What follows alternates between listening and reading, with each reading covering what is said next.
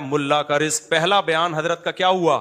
ملا کا رزق. اللہ نے حضرت نے فرمایا اللہ پہ اعتماد توکل کر کے کشتیاں جلا کے آؤ, علم حاصل کرو, رزق تمہارے پیچھے بھاگے گا, دوڑے گا, تم آگے آگے, روزی پیچھے پیچھے.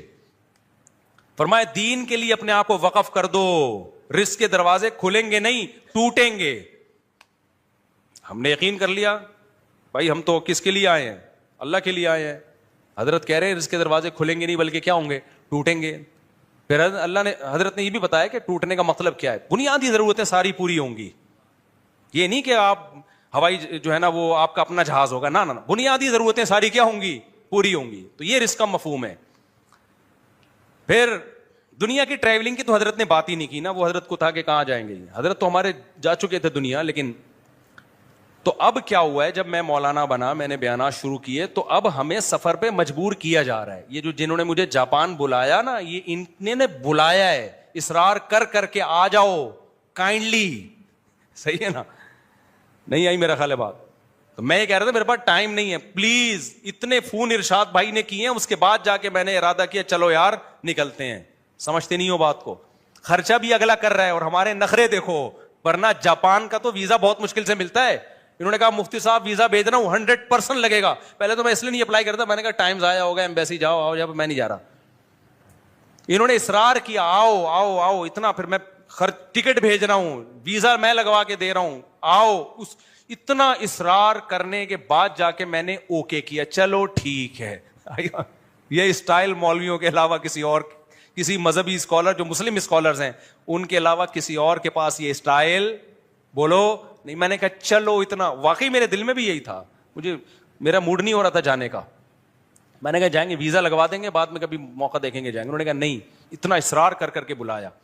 پھر وہ جو آسٹریلیا گیا ہوں, وہاں سے جو آسٹریلیا جنہوں نے بلایا ہے وہ باقاعدہ جاپان مجھے گھسیٹنے کے لیے آ گئے, میرے ساتھ تمہارا باپ بھی جائے گا آسٹریلیا. نہیں آئی میرا خیال ہے بات. تو وہ مجھے یاد آیا کہ یار ہم تو سوچتے تھے ملا کی دوڑ کہاں تک, اور ابھی بھی کئی ملک ایسے ہیں جن کو میں نے ڈیلے کیا ہوا ہے, جو مجھے کینیڈا بلا رہے ہیں, 10 سال سے بلا رہے ہیں کینیڈا. نہیں آئی میرا خیال ہے, انویٹیشنز آئی ہوئی ہیں کینیڈا کی, ہم لفٹ. اب تو میں ان کا میسج نہیں دیکھتا کہ غصے نہ ہو جائیں, وہ صاحب یار کیا کر رہے ہو یار, آپ کو کب سے بلا رہا ہوں میں. نہیں آئی میرا خیال ہے بات سمجھ میں, آئے گی بھی نہیں. تو کب سے بلا رہے ہیں کینیڈا, تو میں نہیں جا رہا. جاؤں گا میں, لیکن جائیں گے یار, ابھی ٹائم نہیں ہے. ابھی یو کے کتنے انویٹیشنز آئی ہوئی ہیں, اسٹائل ہی الگ ہے. ہو جائیں گے ابھی ٹائم.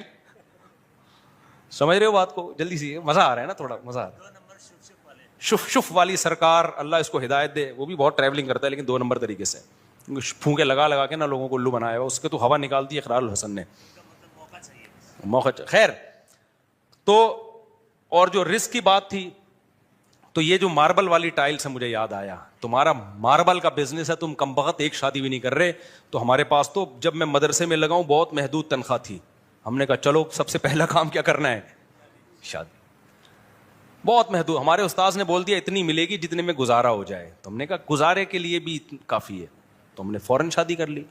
بچے بھی ہم نہیں روکتے, بچے بھی ہوئے. پھر ہم نے کہا چلو جہاں ایک ہوئی ہے وہاں, میرا نظریہ بن چکا تھا, میں نے پھر ایک اور کر لی, پھر ایک اور کر لی. تو اللہ نے رزق بھی دیتا چلا گیا, آمدن بھی بڑھتی چلی گئی. سمجھتے ہو کہ نہیں سمجھتے ہو؟ تو آپ کے سامنے الحمدللہ بیٹھا ہوا ہوں میں.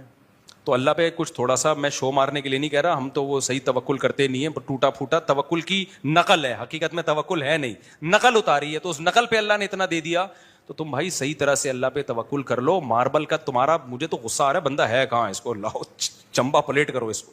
تیرا ماربل کا بزنس ہے, ظاہر ہے 2 ٹائلیں تو نہیں رکھی ہوئی ہوں گی نا, کچھ دکان چھوٹی سی بھی دکان میں کچھ نہ کچھ ماربل تو ہوگا نا. وہ لکڑ دا کام والا تو حساب نہیں ہے نا, کہیں پتہ چل رہا ہے.